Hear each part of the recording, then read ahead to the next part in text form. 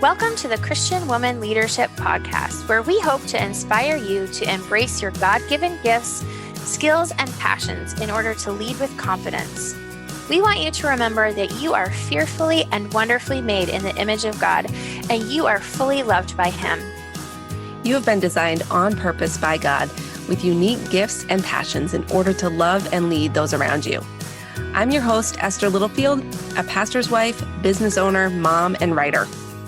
And I'm Esther's co-host, Holly Kane. I'm a wife, mom, and business owner. I also write at hollykane.org, where I focus on my passion for women's ministry. Together, we chat about important issues that Christian women leaders face. In addition, we interview other women just like you who lead in various roles, from church to community to business. Through this podcast, we offer you encouragement, tools, and resources to help you on your leadership journey. We are so glad you're here with us. Hey friend, welcome to today's episode of the podcast. I am excited to be here with you today, and we are going to be talking about navigating hard situations in leadership. We're continuing our communication series, and I am really glad to be here today with my wonderful co-host, Holly. Hey Holly, how are you? Hi, I'm good. How are you? I am good. So I'm really happy to be here to talk about this today, which sounds really weird because we're talking about hard situations and having hard conversations. So I shouldn't be happy to have this conversation, but I think it's good. And I think it's something that we all need to get better at. I agree. It's something I'm really super passionate about. And I think that's why when we discussed having this topic of communication on the podcast, we both got really excited because we're both passionate about it. So just to kind of get us started, I want to just give us a little bit of an introduction. So if you didn't listen to episode 72, I would encourage you to go back and listen to that one first, because we really kind of introduced this whole idea of communication on that episode. And we gave you some principles for healthy communication. So again, if you haven't listened to that, go back and do that. But today we're really getting into this issue of hard situations and hard conversations. And there are a lot of times as leaders that these things come up. And how we go about communicating in these situations is vital to how the conversation goes or how the situation plays out. We can't control how other people or the other person involved responds, but the way that we approach it and lead the conversation or lead ourselves and others through a hard situation can make a huge difference and a big impact, right? So today we're really going to talk about this idea of having and leading the hard conversations and going through the difficult situations in our leadership and some principles we can follow through that. And specifically, we're going to talk about one example of a hard situation that we might face as a leader, and that is when we ourselves have messed up. Yeah. Right? And at the end, we will also be just hitting on a couple other scenarios that you might face as a leader. And I'm going to be sharing a little bit more about a resource that I'm creating to help you in those scenarios. So when you mess up as a leader, it can be really embarrassing, but more importantly, it can have a negative impact on your team or the organization. And Holly has actually already written a blog post series about this whole issue of dealing with situations when we have messed up as a leader. So what we thought would be really fun to do, since maybe you haven't actually read Holly's blog, which if you haven't, go over to hollykane.org and check it out.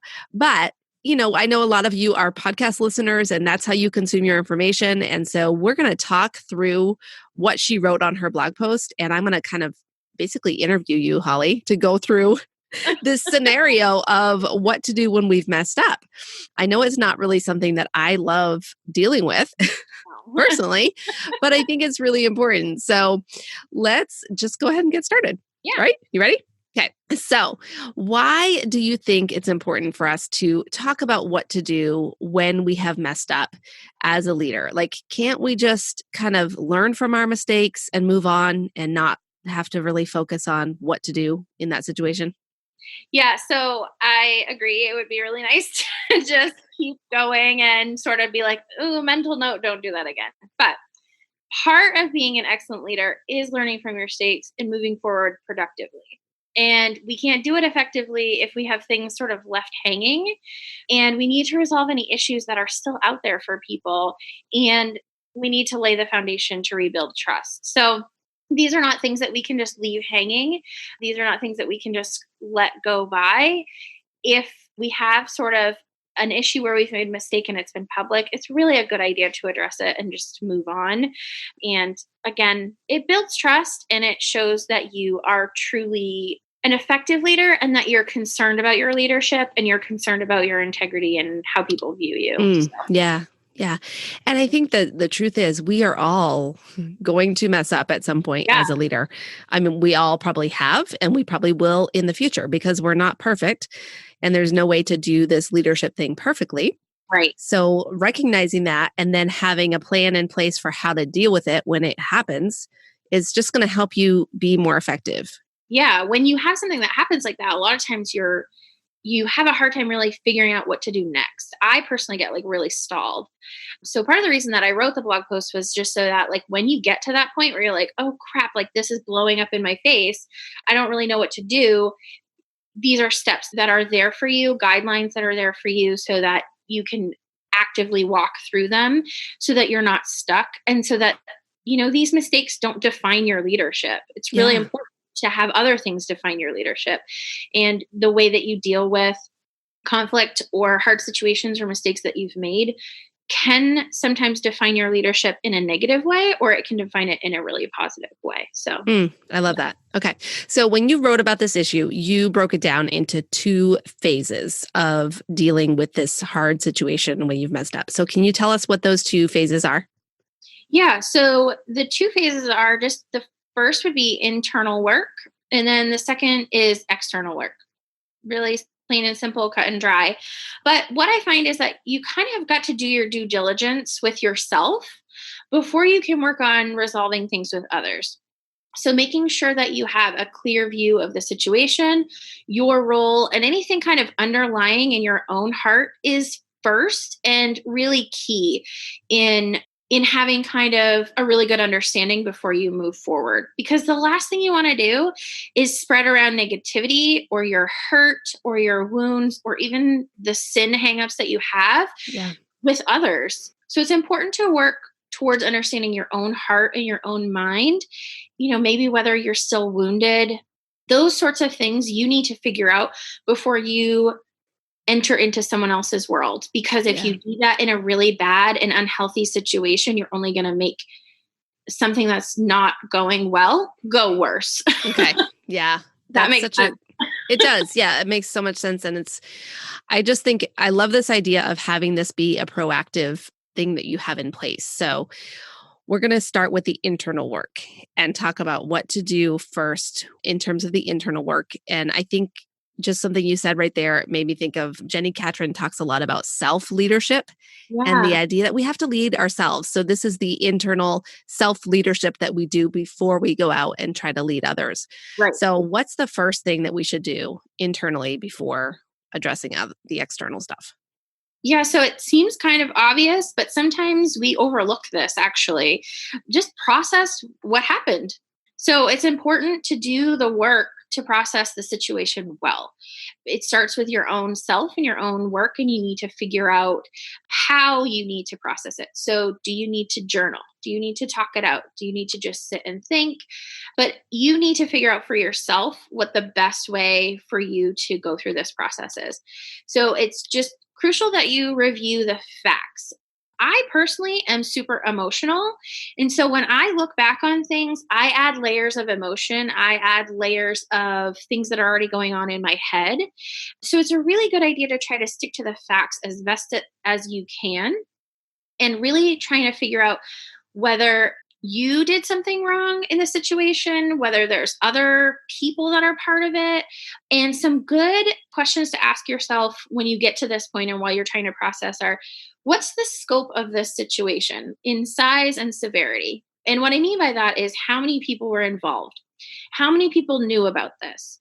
How severe is the situation? Was it like super egregious offense, or was it just a simple misunderstanding? Creating a big public apology or, some sort of big social media post or a really small offense or a small misunderstanding is unnecessary, and it can just be detrimental to your leadership. Yeah. So the big thing about this is about right sizing the situation so you can right size the response. Mm. I love that point, and I love that reminder to process this situation first. We have talked about this on other episodes, especially in relation to the whole idea of feedback, giving feedback, receiving feedback. But I think, especially when we're thinking about conflict or things that we have done wrong, this idea of processing makes so much sense. So, what should we do after we've processed the situation and we have a good idea of what happened? What Right. should we do next? So I think the next thing is to get an outside perspective, someone that was not in the situation.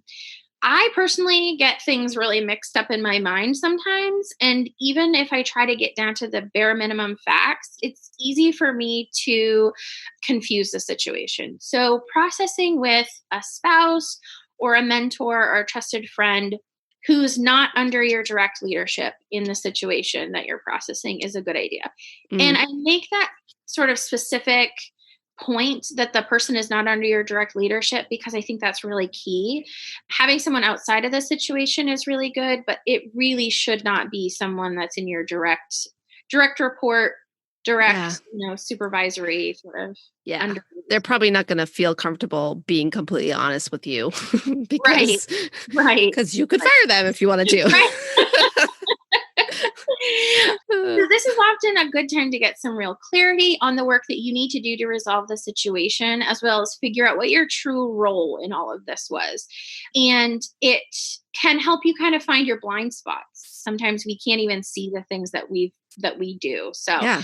Yeah. And so again, we mention this idea of mentoring on the podcast quite often as well, because it's essential to not try and do the leadership journey on our own or just with people at the same phase of life, or just kind of have a bunch of people around us that always agree with us.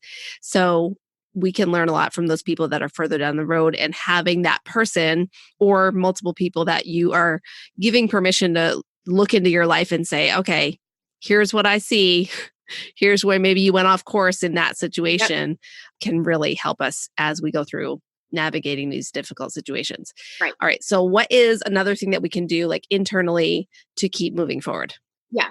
So I think it's important to accept the fault that belongs to you. When you really assess a situation, were you truly being like a villain? Or did you just blindly stumble into a bad situation and kind of had bad motives or, those sorts of things? Having that other pair of eyes and a discerning spirit in that situation can really help you figure out what truly was your role and perhaps what the root cause of that was, why you acted that way, what was the motivation, what was the kind of thing that really got your back up or kind of made you sensitive. And it's really helpful to have someone help you root that down, but you need to be able to look your sin clear in the face and see it for what it is. So, Yeah. and that leads me to the next thing. If you truly did commit a sin or an offense to someone, you need to repent of whatever that is. And so it's important to see the gravity of your sin, how it affects other people, and confess and repent. So these are not really fun things that I'm talking about. And a lot of people like to just brush it over and just say, oh, well, God's grace and he forgives you of everything that you confess to him, which is true.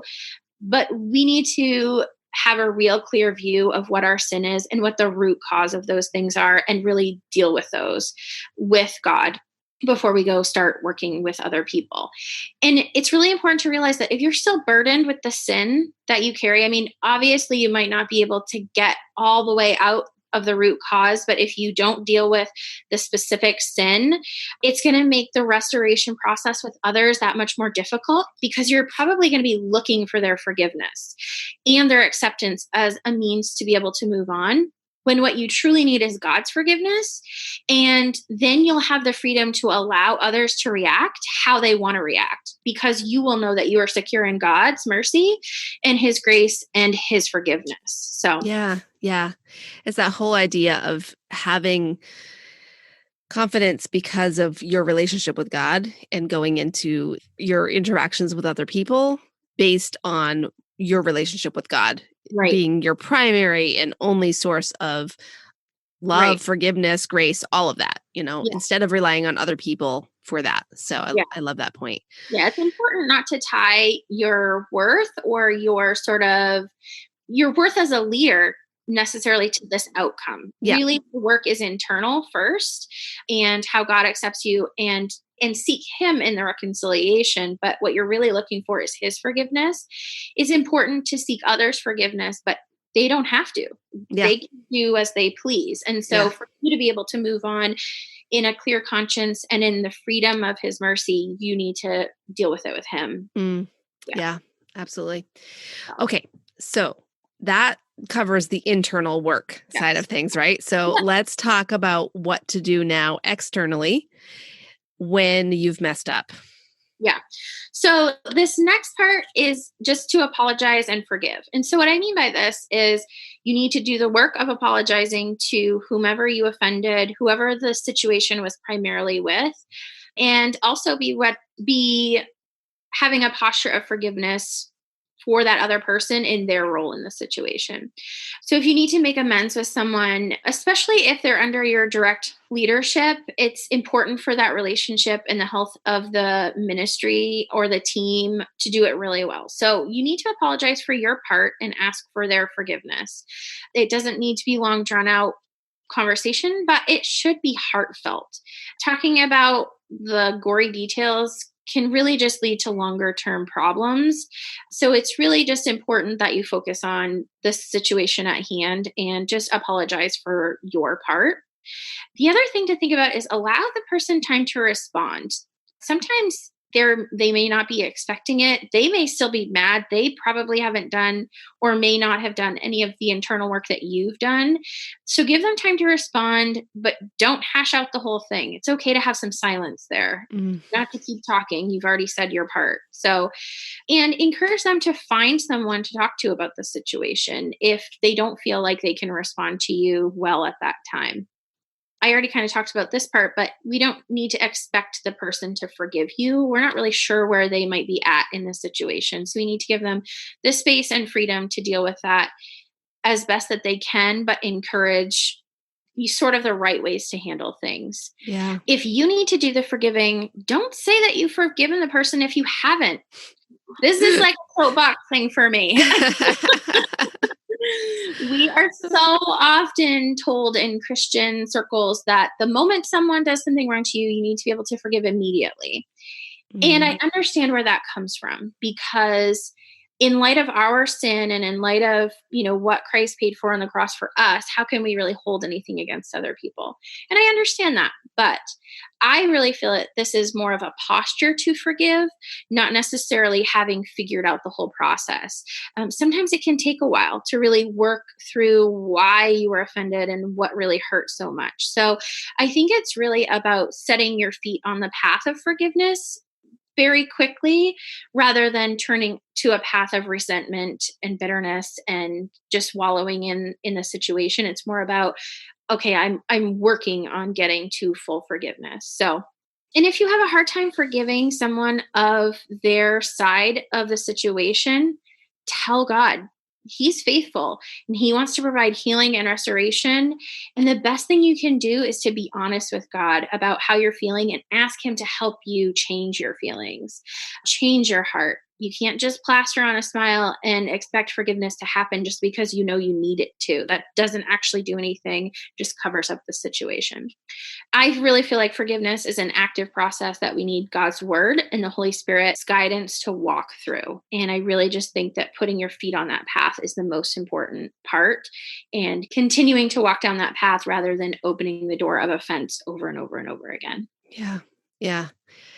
It's such a big topic. And I know, we can't really cover all the aspects of forgiveness, but I think this is really important. And I think this idea of like, when you've messed up as a leader, you're acknowledging, okay, I did something wrong. But oftentimes you may also be aware that there was another person involved and that you may need to forgive them. Yeah. They may not even be asking for your forgiveness. And you may just have to forgive them in your heart. Right. Or be working on talking to God about forgiving them in your heart. Exactly. Because if they haven't apologized to you and they haven't come and confessed to you, Mhm. then you may just have to forgive and move on and not say, "Oh, I forgive you." Yeah, that's a hard thing to kind of discern, Yeah.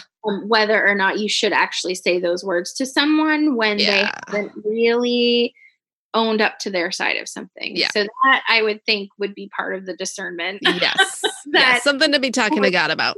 Yeah, and a mentor and the person Yep. outside. They Yeah. can really help you navigate that. Because sometimes if they're not doing that internal work, they're not going to see their side of the situation as sin or as offensive or, Yeah. So we've apologized and we've forgiven. Mhm. And what do we do next when it comes to this external work of when we've messed up?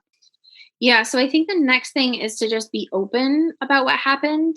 This one takes real discernment and real sensitivity to figure out what should be shared and what shouldn't and with whom. So you may need to address the situation more than just the person that you had to actively forgive and ask for forgiveness. If a larger group of people witnessed it or were a part of it. So you may need to address the situation with that larger group. But as I said before, you don't need to rehash the whole thing. Sometimes just saying, I made a wrong decision out of bad motives, and I'm sorry you witnessed that, is better than saying, I yelled at this person because I was jealous of her role and she was nasty to me, and I'm sorry that you saw that. Like, that's just like, can you feel the difference kind of Yeah. in your spirit when you hear those two sentences? So, having real discernment about how you say things is really important in this part.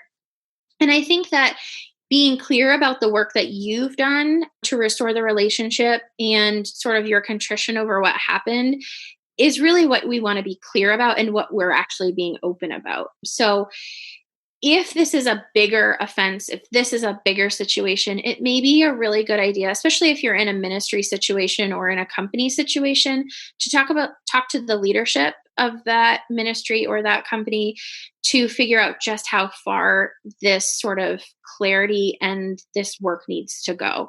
I think it's really important to be really clear about where that boundary line is. Yeah. Does it need to happen just within your department or within the company as a whole, or is it public?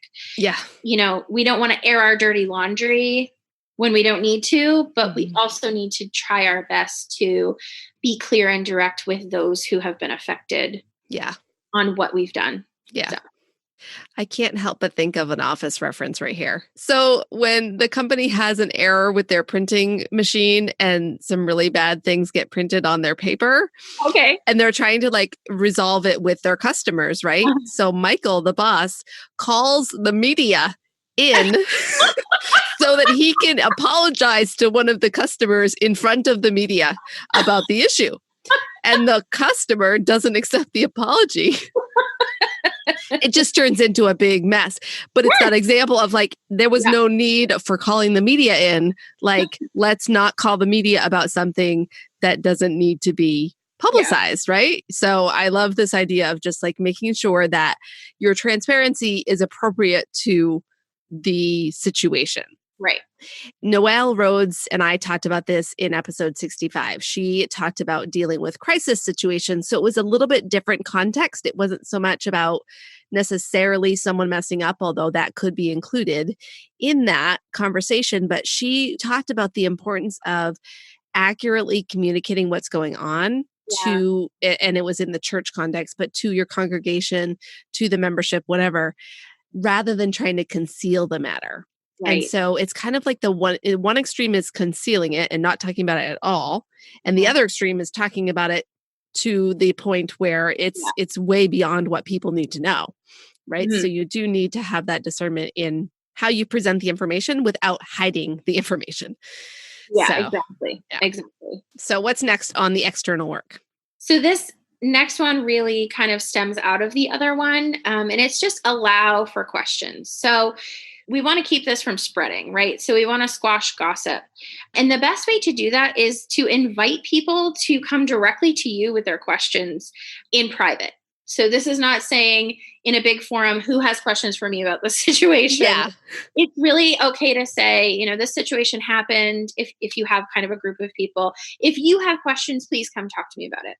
So what this does is it gives a clue to the more mature members of your audience or the people that you're talking to that you are okay with wanting to discuss this. And if they hear anyone talking about it, that they would point people directly to you.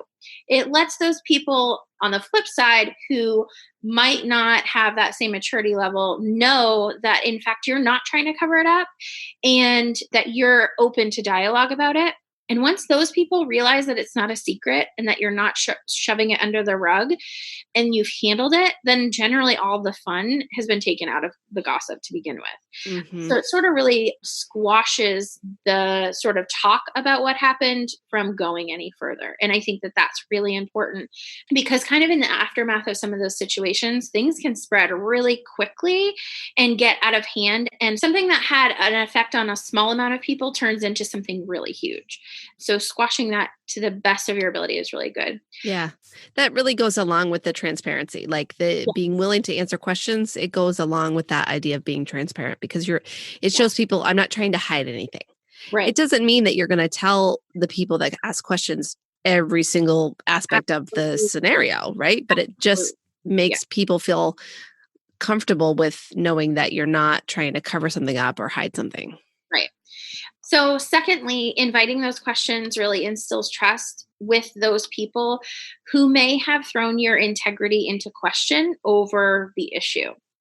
They know if they truly have a concern about the issue that you're open to talk about it and then restore the trust that was once there. So as we have already said, this isn't a time to rehash, but just to be clear about their concern and be able to convey to them that you've addressed it and that you are actively working on it. And generally just reviewing with them what you've done kind of quiets the issue for the most part, because at this point you've done lots of really good work to kind of get past and move on. And anyone who has any sort of issue with your integrity, usually this is a really good way to kind of build that trust with them. Okay. So, yeah. Yeah. So let's talk a little bit more about this idea of rebuilding trust, because that's the last step that you shared in your post about this external work. So what are some other ways that we as leaders can rebuild trust if we've messed up? Yeah, so we know that when trust is broken, it's not easily fixed. And it feels like as we've gotten to this point, we've done a lot of work. And it feels like, okay, I'm in a good space and I am ready to move forward and I've done everything that I should. And it feels like we should just be able to be right back at the spot that we were. But that's not how trust works. And unfortunately, sometimes doing all of this work isn't really enough. Sometimes it takes longer than just letting the situation pass for the trust to be secure again. So you might just need to give it some time and give it some integrity. And what I mean by that is give it time. So let there be some space to air all that stuff out and let people see your integrity as you move forward in other situations and how you handle other things, that you truly learned from the mistake and that you are not intent on repeating it, and that you really are not living in the past, that you have now moved forward. And so when I say give it time and give it integrity, these are things that you're actively doing. You're not just allowing time to pass silently or not actually doing something. You are actively working to rebuild the trust. Yeah. And I think that I want to mention this briefly too, because I think I'm just thinking of scenarios that might be impacting some of our listeners. And, I think there are times where specifically if you are in ministry leadership and there is a failure that is significant, if it's a significant moral failure or a situation where, you have broken the law or some other massive issue, that is probably going to mean a loss of your role, of your position, whatever it might be. And that rebuilding trust period, it's going to take a long time. And you may or may not be able to regain the trust that you had to begin with. And that's why I think this whole conversation is so important, because usually those things happen because there's lots of little things, lots of little sins that are getting to be ignored and not dealt with. And so it kind of builds this snowball to where someone is so without any accountability that they're able to take such an extreme risk or whatever. And so I think that I just wanted to throw that caveat in there, that really what we're talking about in the context of this conversation is more along the lines of not a type of failure that is going to be right. You're in trouble with the law, or you have completely, I mean, it's hard to say where the line is, but there's definitely a line of you no longer are able to hold this role at this time in your life.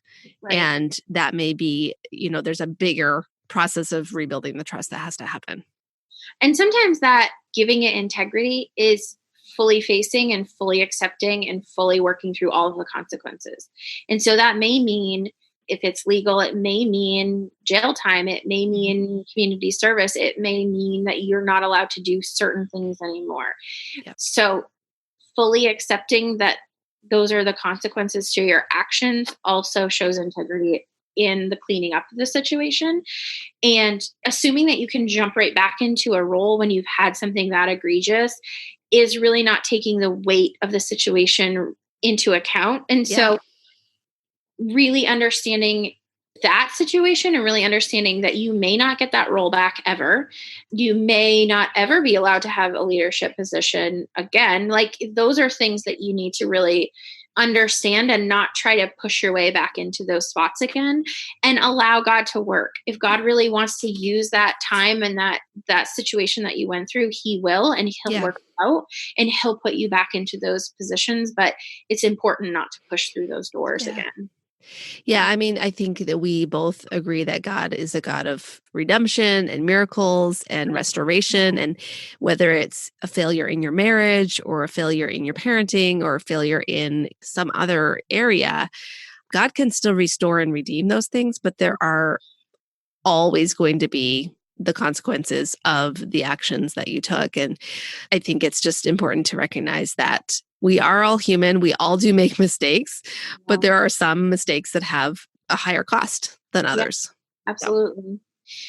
So kind of the last thing that I think is important to note is really should be happening from beginning to end of this process is bathing the whole thing in prayer, praying for discernment and good judgment. We have a God who is intimate and who is very loving. And he's not only working on your heart, but he can work on the hearts of everyone involved. And he can work miracles in situations that seem lost. And as we're talking about beyond repair, he can use those for his glory. He can give you strength in times when it's hard and make conversations go better than you would ever have dreamed. So even when things don't go well and things seem really bleak, he's there in those situations too. And he hasn't forgotten you, and his timing isn't slow. But seek his face and what he's teaching you in each little step of this process. And sort of as you work through things, he's not forsaken you and he's not leaving you alone. And I think it's really important to seek after him as you kind of go through this whole entire process. Yeah. Yeah. Well, thank you, Holly, for sharing those thoughts on this. And like we said at the beginning, this isn't necessarily like a super fun conversation to have, but it's just, I think it's something to be proactive about and think about, how am I going to handle it when I mess up? And if you keep these points in mind, even if it isn't specifically the same exact scenario, I think the principles that you just reviewed, Holly, were super applicable to lots of different situations that we might face as leaders. And, there's a lot of times when we are navigating difficult situations, there's also a lot of times when we have to lead difficult conversations, and they may not be related to when we have messed up, but just a few examples of what some of these might be. You might need to talk with an employee or a team member about a performance issue. You might need to talk with a friend about an uncomfortable situation or something that happened between the two of you. You might need to talk to your spouse if you're married about an ongoing conflict you're having. You might need to talk to your boss or your leader about a concern that you have that you're seeing in the organization, or even more difficult, something you're seeing in their life, or and these are things that are really, really hard to tackle and hard to approach. And like we talked about on episode 72, a lot of times we tend to do is kind of avoid or tiptoe or not really address the situation on, at hand. And so what we want to encourage you to do is to not do the avoidance. As hard as it is, if we can learn to speak up as women in whatever role God has placed us in, to speak up, to use the gifts God has given us, but to also handle the tough issues and handle tough conversations, we are actually going to be setting an example for our organization, for our leadership, for our teams, for our family, in how we can have a healthier environment to work in. And so I want to encourage you to do that. And the other extreme that sometimes happens is sometimes we are just super passionate about an issue and a situation. And so we take a really aggressive approach and we deal with the issue head on, but we don't necessarily think about how that approach is impacting our team or the people around us. And so as we talked about on the past episode in 72, I mentioned this resource that I'm working on that's actually going to be a resource that you can go and get. And it's called the Confident Leader Scripts. And it's going to be something that you can purchase and that you can work through and use in dealing with some of these hard conversations. It'll actually give you the words to say, the way to approach these conversations, and lots more. So if you want to get on the wait list or learn more, you can go over to confidentleaderscripts.com. and you'll find out all the information there. Do you want to add anything else, Holly, there as we wrap up this conversation? Yeah, so I think that as we kind of talk about this, I think that it's just important to remember that, especially in ministry, people are really watching you, and how we sort of handle these things really kind of is where the rubber meets the road in our relationship with Christ, and can really turn people off from that or can really turn people on. And because this isn't done really well, whether it's in the church or whether it's in the secular world, this isn't often done really well. And so when we're able to do it really well, it can really make a relationship with Jesus really attractive. So I just think that as leaders, it's really important to remember our influence is not just what we say, but how we handle these tough situations. So Yeah, I agree. And I would say too, just one more thought on that is that sometimes these hard conversations, yes, sometimes people are going to be watching and seeing how we're interacting with people and be either drawn to Jesus or not based on that. But sometimes it's going to be just between us and one other person. Yeah, and that may be the only people that it impacts. But if you take that step of approaching that hard conversation, approaching the difficult issue, again, I believe that you will be making an impact on that other person and on yourself. You'll be able to say, okay, I got through that. I survived that hard conversation. And it'll give you confidence to approach the next one. And for the other person, they will see an example of what it looks like to deal with issues in a healthy way, instead of avoiding, instead of gossiping, spreading things around to other people, instead of dealing with it with the person.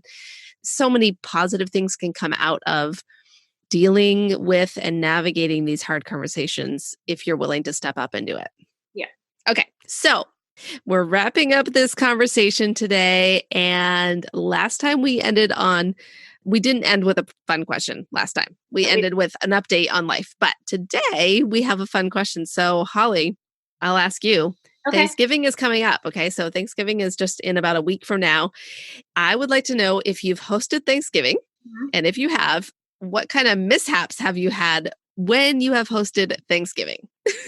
Okay. Yes, I have hosted Thanksgiving. When we were first married, I don't know if it was the very first year, maybe it was our second year of marriage, but we were renting this house. And so it had a big space. So I thought I can ask everybody to come. So ask everybody to come. And my husband really likes to entertain. So he had, every little like leaf and everything just like perfectly set out. And, we tried our best to sort of make it all beautiful and go really well. And that stupid turkey took forever. I have realized in the past few years when I've made turkeys that I don't like it. I don't like doing it. You like eating it though, right? No? I'd rather have chicken. Oh.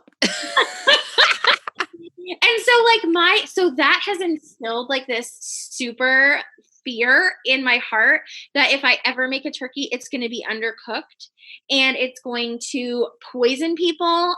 That did not happen, but it took forever and I was so embarrassed and like we couldn't sit down to eat at the right time. And I'm sure everyone else who like remembers back to this is like, I don't even remember that happening, but like it's emblazoned into my memory.